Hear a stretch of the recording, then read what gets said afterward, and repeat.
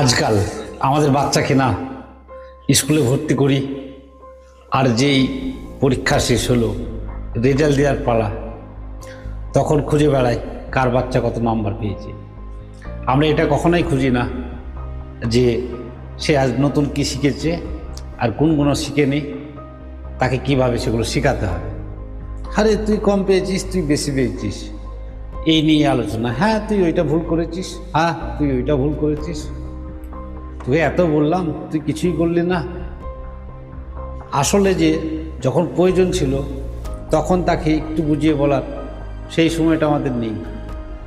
সবাই নিজের ফোনে কাজে ব্যস্ত।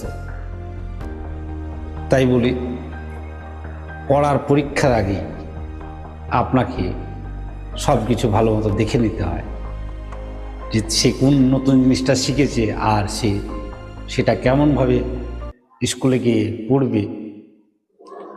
সেটা যদি আপনি খেয়াল করেন, অবশ্যই নাম্বার আর খুঁজতে হবে না, সে এমনিতেই পাবে।